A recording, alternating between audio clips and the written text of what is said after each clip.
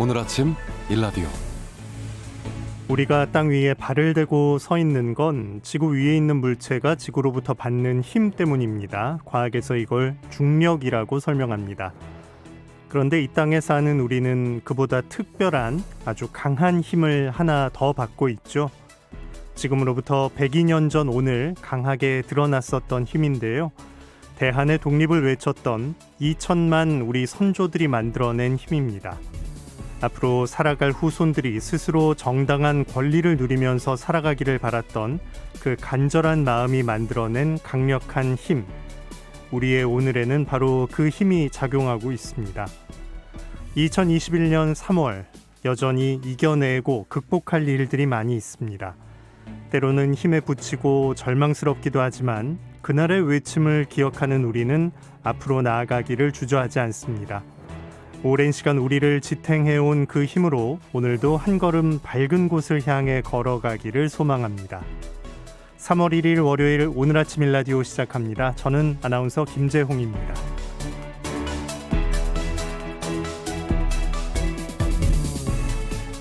3일절인 오늘도 오늘 아침 일라디오는 여러분과 생방송으로 함께합니다. 방송 들으시면서 단문은 50원, 장문은 100원 드는 유료 문자 샵 9730 이용하실 수 있고요. 유튜브에서 KBS 일라디오 공식 채널 검색해서 들어오시면 채팅창에 참여하실 수도 있습니다. 자, 월요일 아침 세상의 모든 농수산물 퀴즈 새농퀴가 시작되는 날입니다. 힌트 잘 들어보시고요. 정답 아시는 분들은 단문 50원, 장문 100원의 유료 문자 샵 9730으로 보내시면 됩니다. 참여해 주신 분들 가운데 20분께 농촌진흥청에서 제공하는 웰빙 혼합 잡곡 세트, 경기 농촌융복합 산업 인증 제품인 사과즙 세트, 모바일 커피 교환권을 비롯한 다양한 선물 준비하고 있으니까요. 많은 참여 기다리겠습니다. 자, 이번 주 새농퀴 그 첫 번째 힌트 지금 나갑니다.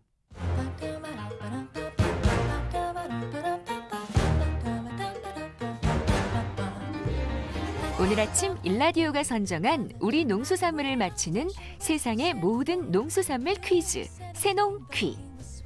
안녕하세요. 퀴즈 내는 성우 김성입니다. 1919년 3월 1일 만세 소리가 울려 퍼지던 그날도 들판에 이것이 돋아나고 있었을까요? 특유의 향이 있는 이것은 냉이 달래와 함께 봄에 먹는 잎채소 중 하나인데요. 식탁에 이것으로 끓인 국이 올라오면 아, 이제 봄이구나 하고 느끼시죠? 된장을 푼 물에 여린 이것을 넣고 살짝 끓여주면 봄이 입안에 그대로 통째로 들어옵니다. 향긋한 이것 향이 벌써 느껴지는 것 같지 않으세요? 이것을 넣고 끓인 국도 좋지만 이것을 넣고 만든 떡도 아주 별미죠. 이것과 쌀로 떡을 만들면 쌀에 부족한 칼슘을 이것이 충분히 보충해주기 때문에 영양면에서도 아주 좋은 조합입니다. 자, 봄을 알리는 잎채소인 이것. 이것은 무엇일까요? 정답 아시는 분들은 단문 50원, 장문 100원이 드는 유료 문자 샵 9730으로 보내주세요. 20분께 행운의 선물을 드립니다.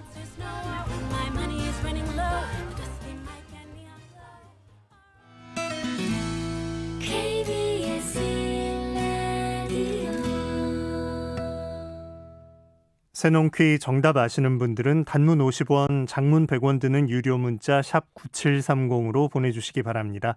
추첨을 통해서 20분께 선물 보내드립니다. 농작업 정보로 이어가 보죠. 농촌진흥청 농촌지원국 김용길 농업기술전문위원 전화 연결합니다. 안녕하십니까? 예, 안녕하십니까? 네, 해외 시장에서도 인기를 끌 만한 국산 딸기 품종이 선발됐다고 하는데 이 소식부터 전해주실까요? 예, 농촌진흥청은 홍콩과 이제 베트남 등 동남아 지역에서 인기를 끌면서 수출 물량이 해마다 늘고 있는 국산 딸기 품종의 수확 후 품질 특성을 분석하고 수출 가능성이 높은 품종을 선발했습니다. 그동안 수출 딸기의 역할은 매향 딸기가 한 70% 정도 이끌어왔는데요. 이번에 매향과 함께 수출 가능한 특성을 지닌 품종으로 최근 개발한 아리향, 금실, 킹스베리, 비타베리, 죽향 등 품종이 추가됐습니다. 이번에 선발된 수출 유망 품종들은 당도가 10브릭스 이상으로 높고 단단하면서 비타민, 포도당, 과당, 안토시아닌 성분도 골고루 이제 풍부하게 들어있는 것이 특징이 되겠는데요. 농촌진흥청은 딸기 수출을 늘리려면 최소한 일주일 이상 신선도를 유지하는 것이 중요하기 때문에 이들 선발된 7품종을 수출하게 되면 수확 후 신선도 유지 기술을 지원해서 국산 딸기가 동남아뿐만 아니라 미국 등 해외 수출을 늘려나가도록 적극 뒷받침할 계획입니다. 네. 자, 오늘이 3월의 첫날인데 오늘 내일 비와 눈 소식이 들려옵니다. 농작물 대책도 필요해 보이는데 이번 주 농업 기상도는 어떨까요? 예.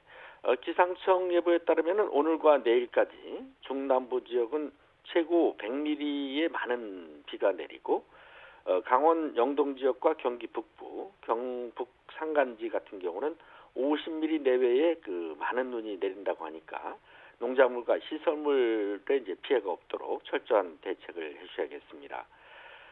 생육 재생기를 맞은 보리와 밀, 마늘과 양파 등 작물은 침수와 습해가 우려되는 만큼 배수로를 깊게 정비해 물이 잘 빠지도록 해주셔야 되겠고요.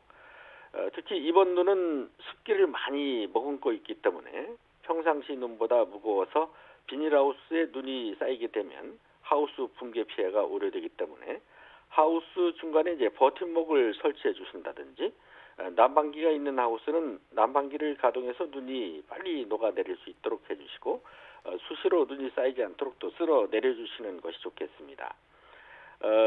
작물을 키우고 있지 않은 하우스 같은 경우는 눈이 많이 내릴 경우에 사전에 비닐을 찢어서 하우스 골재만이라도 피해를 받지 않도록 해주시는 관리 등을 철저히 해서 피해가 없도록 대비를 잘 해주셔야겠습니다. 네. 자, 이번 주 실천할 농작업 정보도 하나씩 알아보죠. 벼농사 짓는 농가들 바빠지는 시기죠? 예. 우선 올해 재배할 벽실을 준비해 주셔야 하는데요. 지역 특성이나 용도별 재배 목적에 맞춰서 정부 보급종 중에서 이제 재배 안전성이 높은 품종을 선택하시는 것이 좋겠습니다. 가뭄과 태풍 등 그 기상재해를 대비해서 벼를 심는 면적을 조생종을 한 15%, 또 중생종을 5%, 중만생종을 80% 정도로 익는 시기를 조절해 심게 되면 이상 기상에 대한 위험을 분산시키고 노동력과 농기계를 효율적으로 이용할 수도 있겠습니다. 네. 밭작물엔 어떤 관리가 필요합니까? 가을에 파종한 보리와 밀은 본격적인 이제 생육 재생기를 맞아서 웃거름을 줘야 하는데요.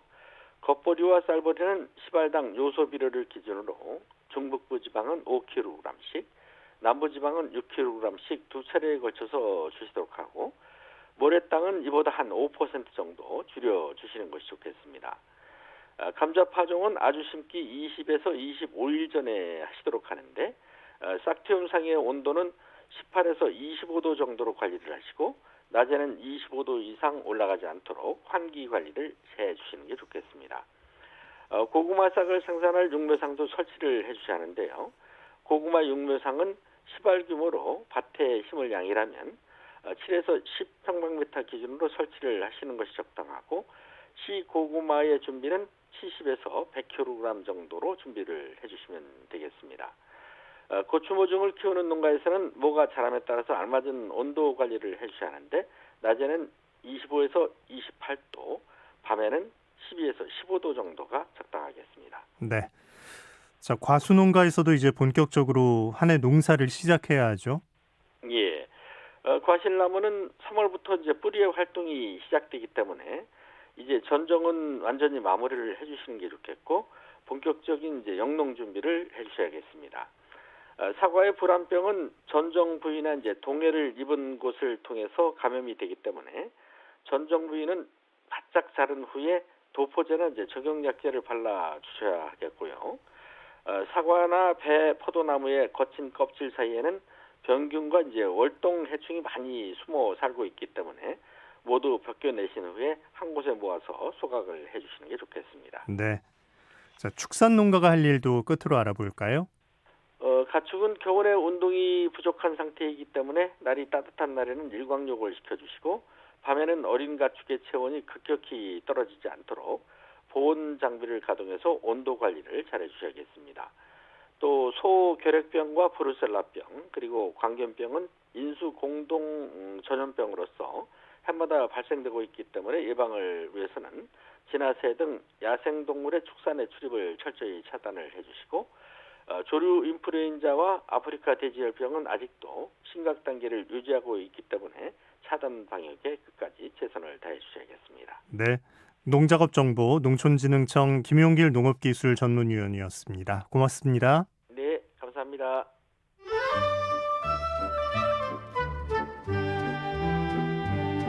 아침을 깨우는 정겨운 이야기가 있습니다. 매주 월요일부터 토요일 오전 6시 15분 KBS 오늘 아침 일라디오.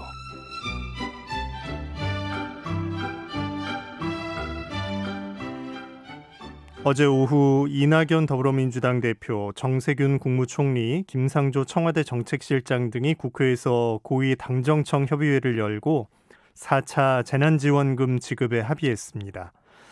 자, 그런데 어제 밝힌 4차 재난지원금 지급 대상에 농민이 없습니다. 오늘 농수산 이슈, 농민들이 4차 재난지원금을 요구하는지, 왜 요구하는지에 대해서 자세히 알아봅니다. 한국농정신문 원재정 기자 전화 연결돼 있습니다. 안녕하십니까? 네, 안녕하세요. 한국농정신문 원재정입니다. 네, 어제 이제 소식이 전해져 왔죠. 정부 여당이 4차 재난지원금 지급을 합의했다 이렇게 발표한 건데 관련 내용을 먼저 설명해 주시죠. 네, 어제 오후 국회에서 올해 들어 두 번째 고위 당정청 협의회가 열렸는데요. 이낙연 더불어민주당 대표, 정세균 국무총리, 홍남기 경제부총리, 김태년 더불어민주당 원내대표, 그리고 김상조 청와대 정책실장 등이 참석을 했습니다. 이 자리에서 4차 재난지원금 지급에 합의했는데요. 당정청이 합의한 4차 재난지원금은 규모가 앞선 1차, 2차, 3차 재난지원금보다 많은 19조 5천억 원입니다. 지급 대상은 소상공인, 자영업자뿐만이 아니라 프리랜서, 법인 택시기사, 노점상, 그리고 저소득층 대학생 이렇게 200만 명을 포함해서 모두 한 480만 명가량이 될 전망이고요. 빠르면 이달 하순에 4차 재난지원금을 받을 것으로 보입니다. 그리고 노점상 일용직에는 한시적인 생계지원금 50만 원이 지급됩니다. 네. 자, 고위 당정청 협의회 이후에는 그럼 어떤 과정이 남아 있는 건가요? 네, 어제 열린 그 고위 당정청 협의회에서 협의한 4차 재난지원금 협의안은 내일 열리는 국무회의에서 이제 정부 안으로 확정하게 됩니다. 정부안은 다음 날인 3일 국회에 제출될 예정인데요. 이 4차 재난지원금은 추경 예산이기 때문에 국회 예산결산위원회 이런 심의 절차가 필요하거든요. 그래서 국회까지 최종 통과를 해야 비로소 집행이 되는데 여야가 큰 이견이 없이 합의가 되면 이달 하순에 4차 재난지원금이 실제 집행될 것으로 보입니다. 네. 자, 이제 어제 좀 조명을 받은 건 그 규모와 또 노점상 일용직의 한시적 지원금이 지급된다 이런 내용이었는데 예. 뭐 어렵지 않은 분야가 없죠. 근데 지난주에 전국 9개 도에서 농민들이 동시 기자회견을 열 만큼 농민들의 어려움도 계속 꾸준히 호소가 됐는데 이 부분도 좀 살펴봐야 될 것 같아요. 예, 말씀하신 대로 이제 코로나19가 작년부터 장기화되면서 우리 사회 전반이 침체돼 있는데요. 1차 이 전국민 재난지원금 이후에 2차, 3차, 그리고 이번 4차까지 지급 대상을 선별하고 있었는데 번번이 농민이 제외됐습니다. 지난주 목요일, 그러니까 25일 전국 9개 도에서 동시에 농민 기자회견이 열렸는데요. 전국 농민의 총연맹, 전국 여성농민의 총연합, 그리고 가톨릭 농민회, 전국 친환경 농업인 연합회, 전국 쌀 생산자협회 이렇게 5개 농민단체 연대체인 농민의 길이 주최했습니다. 이번 기자회견은 코로나로 인한 농업 피해를 외면하지 말라는 이 전국 농민들의 호소이자 정부에 대한 질타였는데요. 전국 동시 기자회견의 중심격으로 서울 여의도 더불어민주당 중앙당사 앞에서도 기자회견이 열렸습니다. 네. 구체적인 피해 상황들을 충분히 설명했겠죠? 예, 그렇습니다. 어제 고위 당정청 협의회 결과에서도 확인할 수 있지만 정부는 그 농업 분야 피해에는 여전히 관심 바뀐 상황입니다. 지난달 그 중순에 국회 농림축산식품해양수산위원회에서 농해수위원들이 그 김현수 농식품부 장관에게 장관직을 걸고 4차 재난지원금에 농민을 포함시키라 뭐 이런 주문까지 나왔지만 이번에도 역시 실망스러운 결과가 나왔는데요. 농업은 코로나19 피해를 정통으로 입은 산업입니다. 경기가 침체되면서 농산물 소비가 부진했고 또 이에 따라 농산물의 가격 하락폭이 더 커졌는데요. 지난해 극심한 이상기후로 농산물의 수확량 자체가 크게 줄어서 이제 소득의 1차 마이너스 요인이 됐는데요. 여기에 가격 하락까지 더해지니까 굉장한 그 경제적 어려움이 2중, 3중 쌓인 상황입니다. 게다가 이제 행사가 전면 취소된 화훼농가, 학교 급식이 중단돼 판로가 끊긴 친환경 농가, 체험마을을 운영하는 농촌마을 등 지난 1년은 악몽 같은 시간이었습니다. 농민의 길은 이날 그 더불어민주당 중앙당사 앞에서 기자회견을 마친 뒤에 농민들의 요구를 담은 서한을 들고 종로에 있는 이낙연 더불어민주당 당대표의 지역구 사무실을 찾았습니다. 네. 혹시 만났습니까? 아니요, 만나지도 못했고 서한도 직접 전달하지 못했습니다. 그 농민의 길 대표단은 그 여의도에서 기자회견을 한 이후에 그 이낙연 더불어민주당 그 당대표의 종로 지역구 사무실을 방문했는데요. 그 이낙연 당대표가 일정상 사무실에 복귀하지 못한 그런 상황에 그 당대표를 무기한 기다리겠다 이러면서 그 농민의 길 대표단이 농성에 돌입했습니다. 25일에 시작된 이 기다림은 밤을 지새워서 그 다음 날까지 이어졌는데요. 이튿날이 26일 그 이낙연 당대표를 만나지 못했지만 그 당대표의 비서실장인 오영훈 의원 그리고 더불어민주당 전국 농어민위원장인 이원택 의원이 그 이 대표 사무실을 찾았습니다. 네.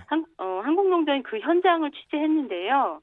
오영훈 의원은 제주도에서 이른 아침에 비행기로 상경을 했고 또 이원택 의원은 전날 허리 통증 시술 후에 참석했다고 설명을 하면서 더불어민주당은 농민들의 목소리에 귀를 기울이기 위해서 성의를 보인다 이런 점들을 에둘러서 설명을 했습니다. 농민의 길 대표단과 마주한 오영훈 의원 설명을 좀 들어보면 지금 현재 일정상 농민이 제외된 정부안을 수정하기는 현실적으로 굉장히 어렵다. 그리고 추후 국회 심의 과정에서 예산을 좀 더 증액 편성할 수 있는 이런 방안을 생각해야 된다 이렇게 밝혔는데요. 여기에는 이제 농식품부가 피해 증빙 자료를 얼마나 확보하느냐에 따라서 농업 분야의 지원 규모가 달라질 수 있다. 이렇게 농식품부의 역할을 강조하는 말을 하기도 했습니다. 네. 틀이 정해져 버렸으니까 그걸 깨는 아이디어를 설명하기는 어려웠던 것 같은데 앞으로 남은 과정에 혹시라도 좀 지급 대상에 포함될 가능성은 없는 건가요? 그 현실적으로 농민들이 그 4차 재난지원금을 받는 것은 현재로 좀 불가능한 상황입니다. 다만 오영훈 의원, 이원택 의원 이 두 의원의 설명을 좀 들어보면 더불어민주당에서도 이번 4차 재난지원금 관련해서 논의를 했지만 기획재정부에서 농민들이 어떤 피해를 얼마큼 받았느냐 이렇게 피해를 증명할 방법이 있어야 지원이 가능하다 이런 입장이어서 농업 전체는 아니더라도 수박이라든가 화훼농가, 친환경 농가 등에는 직접적으로 피해 증명이 가능한 품목들부터 시도해보자고 건의하고 있다 이런 해명을 했습니다. 전체 농민이 포함되는 것은 어렵지만 화훼, 친환경, 겨울 수박 농가 이렇게 구체적이고 대상이 명확한 분야에는 시도를 해봤다. 이런 것으로 좀 풀이가 되는데요. 이 두 의원은 현재 이제 4차 재난지원과 같은 직접적인 지원은 아니더라도 최소한 정책 자금의 금리 인하 같은 이런 간접 지원 정책이 별도로 진행 중이다. 이런 설명을 했습니다. 네. 여러모로 좀 농민들의 마음 다치는 일들이 생겨나고 또 해명도 그렇게 석연치는 않은데 네. 3월에도 농민들은 또 바쁜 일정을 이어가셔야겠네요. 네, 그렇습니다. 그 농민의 길 대표단인 박흥식 전농의장은 농민들의 어려움을 외면하는 정부의 처사에 굉장한 분통을 좀 터뜨리기도 했는데요. 농민의 길 대표단은 이날 이낙연 당대표 지역구 사무실에서 오영훈, 이원택 이 두 의원과 만난 이후에 오후에 곧바로 면담 일정이 확정이 되면서 농성을 좀 해제하는 이런 단계에 이르렀습니다. 농민의 길 대표당과 이낙연 당대표는 오는 4일 오전에 당대표실에서 면담을 하게 되는데요.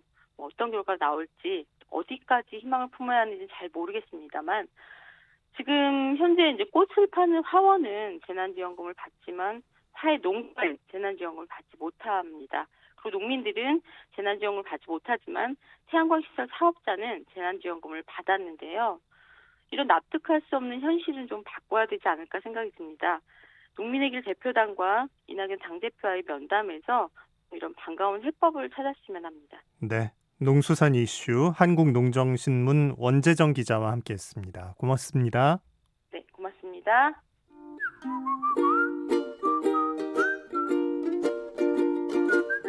오늘 아침 일라디오 김재용 아나운서의 진행으로 듣고 계십니다.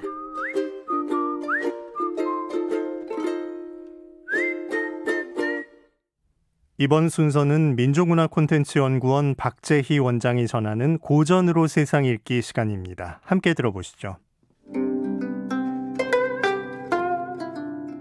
안녕하십니까. 고전의 대문 박재희입니다.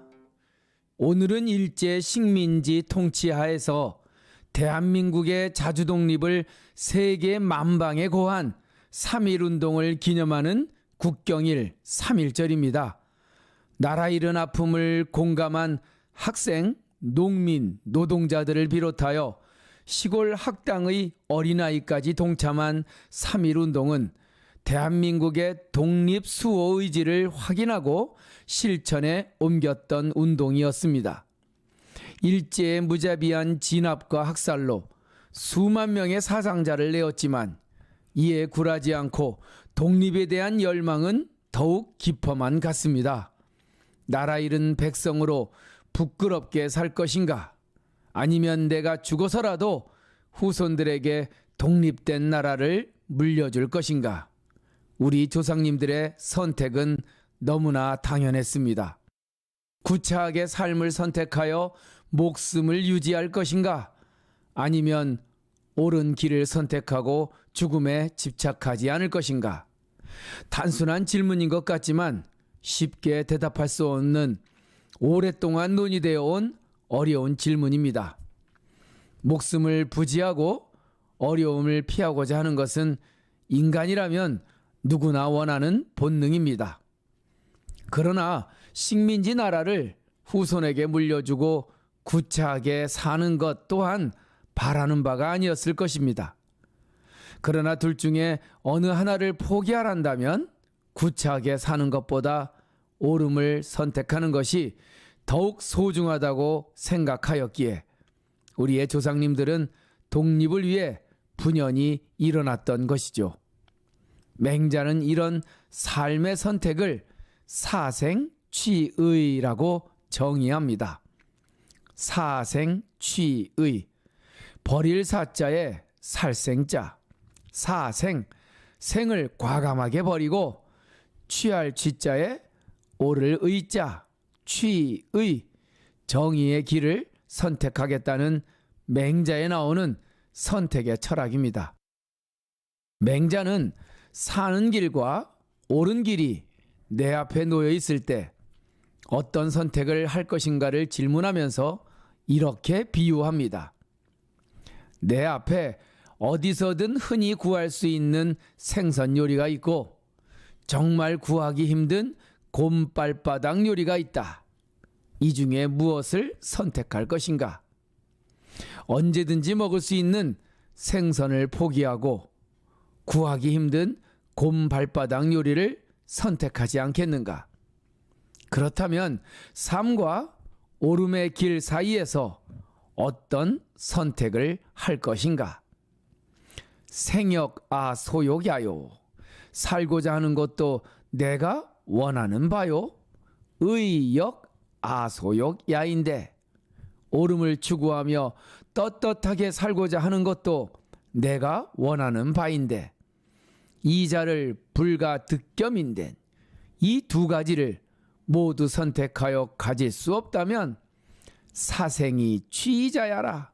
부끄럽게 사는 삶을 버리고 떳떳하고 옳은 길을 선택하겠다.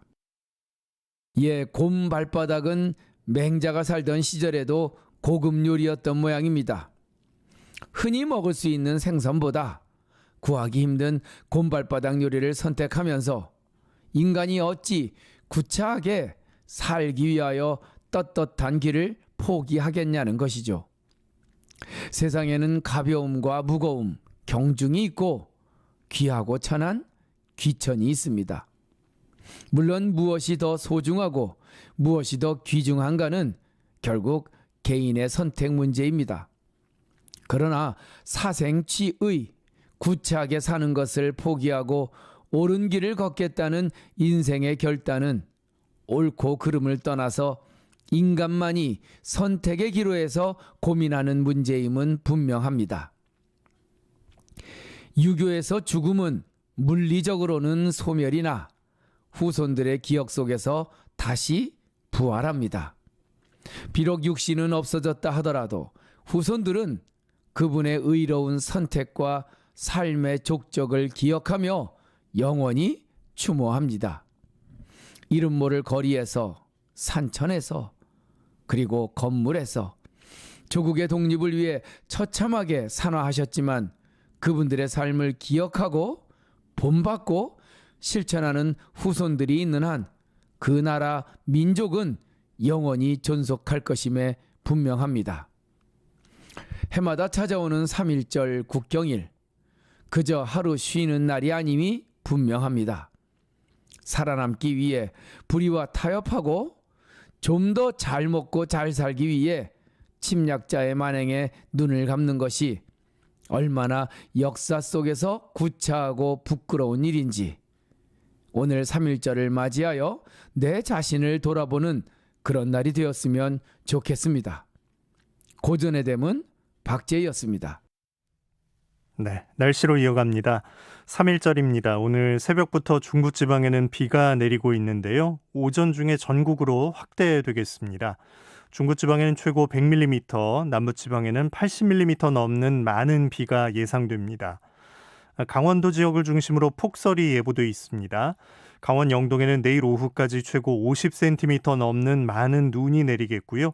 강원 영서와 경북 북동 산지에 5에서 15cm, 경기 북부와 동부 지역, 그리고 경북 북부에는 3에서 8cm의 눈이 쌓이는 곳이 있겠습니다. 이번에 내리는 눈이 수증기를 많이 머금고 있다고 하는데요. 농가에서는 비닐하우스나 시설물 위에 눈이 높이 쌓이지 않게 각별히 신경을 쓰셔야겠습니다. 오늘 아침 일라디오 함께하고 계십니다. 지금 시각은 6시 44분입니다.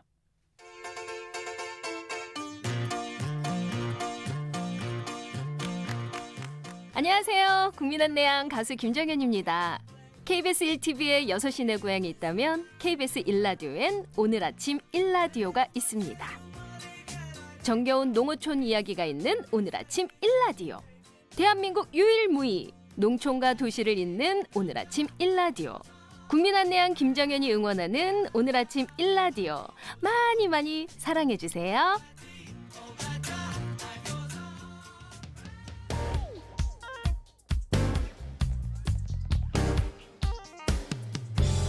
오늘 아침 뉴스 브리핑 정상근 기자와 함께합니다. 안녕하십니까? 네, 안녕하십니까? 네, 102주년 3.1절. 각종 행사들은 좀 취소, 축소된다고는 하는데 의미만큼은 깊이 새기는 날이어야겠어요. 네, 그렇습니다. 전 세계의 독립의 의지를 알린 3월 만세운동이 벌어진 지 102년이 됐습니다. 지난해부터 코로나19 때문에 이 타종 행사도 취소되는 등 이 기념식 자체는 각 지자체에서 조촐하게 치러질 예정입니다만 만세운동의 역사적 의미가 작아지는 것은 아닙니다. 한편 오늘 문재인 대통령은 3.1절 기념사를 할 예정입니다. 아무래도 일본과 관련된 기념일인 만큼 한일 관계에 대해서 어떤 메시지가 나올지 주목이 되고 있습니다. 다만 여러 언론 보도에 따르면 지난해에도 그랬듯이 그 원칙을 강조하되 유화적인 제스처도 나올 것이다라는 전망이 나오고 있습니다. 네. 자, 주말을 보내고 오늘 3.1절인데 그 사이 코로나19 상황 어땠는지 좀 살펴볼까요? 네, 지난 토요일 0시 기준 신규 확진자가 415명, 그리고 어제 0시 기준 신규 확진자가 356명이 나왔습니다. 오늘은 어제보다 비슷하거나 조금 더 많이 나올 것으로 예상이 되고 있습니다. 지난 23일 집단 감염이 발생한 이 광주광역시 지평동의 콜센터에서 매일 10여 명의 확진자가 쏟아지면서 누적 확진자가 어느새 60명을 넘겼습니다. 경기도 양주의 섬유 제조업체에서는 14명의 확진자가 나왔고, 경기도 광주의 가구업체 그리고 평택의 재활용업체에서도 10여 명의 확진자가 나왔습니다. 또 수도권 지역의 학원과 아동시설 등에서도 집단 감염이 퍼지고 있는데요. 용인시 요양원 그 어린이집에서 최근 나흘간 50여 명이 확진이 됐고, 또 경기도 안양시의 한 음악학원에서도 10여 명이 확진 판정을 받았습니다. 정부 세종청사 조세심판원과 과천청사의 경인지방통계청에서도 확진자가 나와서 방역당국이 긴장을 하고 있습니다. 네. 자, 지난 금요일부터 코로나 백신 접종이 시작됐는데 지금 백신 접종 상황에 대해서도 좀 알아보죠. 네, 이 누적 백신 접종자가 2만 명을 넘겼습니다. 지난 금요일에 첫 접종이 시작된 이후 어제까지 2만 322명이 아스트라제네카 그리고 화이자 백신을 맞았습니다. 이 첫 접종 이후에 주말을 맞았고 또 오늘도 연휴이기 때문에 아마 내일부터 이 수가 크게 늘어날 것으로 보입니다. 그래도 일본이 백신 접종 시작 일주일여 만에 2만 명 접종을 넘은 것을 고려하면 이 비교적 큰 문제 없이 접종은 이어지고 있는데요. 특히 화이자 백신의 경우 거의 대부분의 국가들이 한 병당 6명씩 접종을 하고 있는데, 우리는 우리 중소기업이 개발한 주사기와 그리고 숙련된 간호사들 덕분에 7명 접종까지 성공을 했습니다. 물론 항상 한 병당 7명씩 성공할 수 있는 건 아니지만 그래도 한정된 백신으로 더 많은 사람들이 맞을 수 있을 것으로 보입니다. 네. 한편 이 백신 접종자 중에서는 112명이 두통과 메스꺼움 등 이상 증세를 보였지만 다행히 가벼운 증상이었다고 합니다. 네. 자, 주말 사이에 산란계 농장에서 고병원성 조류인플루엔자 확진 소식이 또 전해졌죠? 네, 어제 경기도 포천의 산란계 농장에서 고병원성 AI 확진 판정이 나왔습니다. 조류인플루엔자 중앙사고수습본부는 해당 농장으로부터 의심 신고를 받고 방역기관에서 검사를 한 결과 고병원성을 확인했다라고 밝혔는데요. 이로써 국내 가금농장과 체험농원 등에서 발생한 고병원성 AI는 103건으로 늘었습니다. 중수본은 발생지 인근 농장에 대해서 예방적 매몰 처분과 이동 제한, 집중 소독 등 강화된 방역 조치를 시행합니다. 한편 정부는 AI 발생 농장 인근 가금에 대한 예방적 살처분 대상 축소 조치를 2주일 더 3월 14일까지 연장하기로 했습니다. 정부는 지난달 15일 기존 발생 농장 반경 3km 내 모든 가금에 대해서 실시하던 예방적 살처분을 반경 1km 내에 발생 축종과 동일한 축종으로 축소 조정한 바 있습니다. 야생조류에서 고병원성 AI 항원이 여전히 검출되고 있지만 겨울 철새 개체 수도 줄고 있고 또 발생 건수도 감소 추세라고 정부는 밝혔습니다. 네. 자, 그런데 아프리카 돼지열병을 보면 이제 강원도에서 멧돼지 폐사체에서 좀 그 바이러스가 무더기로 나오는 일이 있었어요? 네, 지난 25일 이 강원도에서 총 12마리의 멧돼지 폐사체가 발견이 됐는데요. 이 방역당국의 검사 결과 아프리카 돼지열병 양성 판정이 나왔습니다. 폐사체가 발견된 지역은 영월군 주천면, 그리고 양양군의 현북면, 화천군 산해면, 춘천시 서면 등 10여 곳인데요. 폐사체가 발견된 지점은 모두 광역 울타리 안으로 주변 10km 내 방역대에 19개 농가가 있었다고 합니다. 이에 따라 방역당국은 발생 지역에 대한 소독과 함께 방역대 농가에 대한 예찰 활동을 강화하고 또 사육 중인 돼지에 대한 정밀 검사를 시행하기로 했습니다. 그리고 당국은 봄철 야생 멧돼지의 번식기를 앞두고 아프리카 돼지열병 방역을 강화하기로 했습니다. 4, 5월이 멧돼지의 출산기이고 또 이 멧돼지들이 양돈 농장, 밀집 지역 등으로 유입될 우려가 있다는 겁니다. 또한 봄철에 수풀이 우거지면 이 멧돼지 폐사체 수색이 어려워지고 또 기온이 오르면서 곤충과 야생동물 등 이 매개체의 활동이 활발해질 것으로 방역당국은 우려하고 있습니다. 네. 자, 오늘 서울시장 보궐선거 제3지대 단일화 절차가 마무리된다고요? 네, 이 다음 달 7일 열리는 서울시장 보궐선거에 출마한 안철수 국민의당 대표 그리고 금태섭 전 의원 간의 후보 단일화가 오늘 마무리가 됩니다.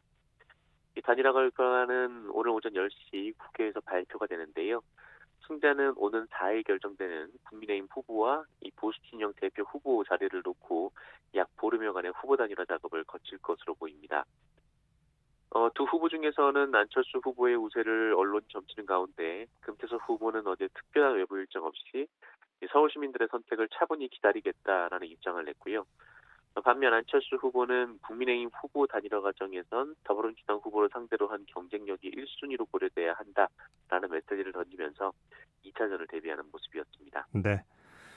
자, 오늘 비가 좀 많이 내릴 거라고는 하는데 서울 도심 곳곳에 집회가 예정이 돼 있어서 방역 당국 입장에서는 좀 긴장하는 모습이에요. 네, 오늘 서울 도심 곳곳에 1,600여 건의 집회가 예정돼 있습니다. 이에 따라 1인 시위와 9인 이하 집회, 기자회견 등 다양한 형태로 2,500여 명이 집회에 나올 것으로 서울시와 경찰은 보고 있는데요. 이 현장 상황에 따라서 시청과 광화문 등의 지하철 출구를 통제하고 시내버스 우회도 추진할 계획입니다. 다만 집회 신고 중에는 실제 나오지는 않고 또 집회 장소를 선점하기 위한 신고도 있기 때문에 또 그대로 다 그 사람들이 나올지는 않은 미지수고요. 네. 또 법원이 대규모 집회 신고에 대해서는 방역당국 등의 금지 처분을 그대로 유지했기 때문에 이 소규모 집회만 이루어질 전망입니다. 그리고 법원은 집회 참가자 간의 거리두기나 마스크 착용 등 방역 수칙을 반드시 지킬 것을 단서로 달기도 했습니다. 하지만 또 신고한 소규모 인원으로만 모일 가능성도 배제를 안 할 수 없기 때문에 다수가 모일 수도 있기 때문에 경찰은 또 긴장하고 있는데요. 경찰은 허용된 집회라도 코로나19 확산 가능성을 방역당국 검토해서 필요시 현장에서 제한할 수 있다고 밝혔고 미신고 불법 집회는 엄정 대처하겠다라고 강조했습니다. 네. 자, 나라 밖 소식을 좀 보면 미얀마에서 쿠데타에 항의한 시민들의 2차 불복종 운동이 전개되고 있는데 사망자가 계속 늘고 있네요. 네, 어제도 민주화를 요구하는 미얀마 국민들의 시위가 이어졌는데요. 이 미얀마 최대 도시 양곤에서 첫 사망자가 나온 것을 비롯해서 전국에서 최소 7명이 목숨을 잃는 등 군부 쿠데타 이후 최악의 유혈 사태가 벌어졌습니다. 그런데 처음에는 4명이 사망한 것으로 알려졌는데 시간이 흐를수록 사망자 수가 늘어났고 또 미얀마 국민들이 올린 일부 SNS에는 20명 이상의 희생자가 발생했다는 얘기도 나오고 있어서 사망자 집계에 적잖은 혼선이 빚어지고 있습니다. 다만 이 군부의 폭력성이 더 거침없어지고 있는 건 분명한데요. 그동안 쿠데타 세력은 그 국제 여론을 의식해서 양곤에서는 이 거친 진압을 삼가해왔습니다만 양곤에서마저 사망자가 발생한 상황이라 시위대의 분노도 더 거세질 것으로 보입니다. 미얀마 시민들은 국제 개입을 촉구하고 있는데요. 그 유엔이 개입에 나서달라라면서 무고한 시민들이 죽어가고 있다며 국제사회에 도움을 호소했습니다. 네.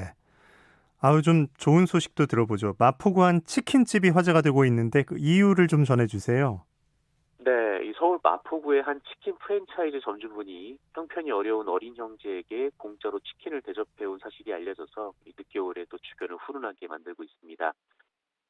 이 프랜차이즈 대표가 본사로 한 고등학생이 편지를 보냈다라면서 SNS에 이를 공개했고 이 미담이 알려졌는데요. 이 학생은 어렸을 때 부모를 잃고 할머니 어린 동생과 살면서 중노동을 하며 가장 역할을 해왔다고 합니다. 그런데 어느 날 어린 동생이 치킨이 먹고 싶다라고 했다는데 가진 돈이 5,000원 뿐이었다고 합니다. 그때 우연히 간 이 프랜차이즈 식당에서 이 사연을 들은 홍대 점주 박재휘 씨가 그냥 아이들에게 치킨을 대접했고 이후에 동생이 몇 번 방문을 했을 때도 그때마다 치킨을 대접을 했다라고 합니다. 또 미용실에서 동생의 머리를 깎아주기도 했다라고 하는데요. 네. 이 학생은 처음 보는 형제에게 따뜻한 치킨과 관심을 주신 사장님께 진심으로 감사하다라며 이 코로나19로 어려워졌을까 걱정된다며 본사에 손편지를 보낸 겁니다. 이 사연이 알려진 이후 이 치킨집은 이 감동받은 국민들로부터 그야말로 돈으로 혼쭐이 나고 있는 상황이라고 하는데 네, 이 프랜차이즈도 해당 학생에게 장학금을 지급하기도 했습니다. 잘 됐네요. 뉴스브리핑 정상근 기자와 함께했습니다. 고맙습니다. 네, 고맙습니다. 자, 3월 1일 월요일 3.1절 아침에 여러분과 함께했습니다. 오늘 아침 일라디오 아나운서 김재웅이었습니다. 내일 아침 이 시간에 다시 찾아오겠습니다. 고맙습니다.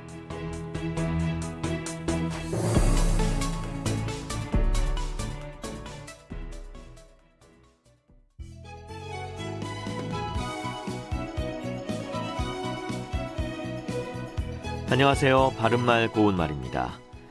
오늘은 3.1운동 102주년을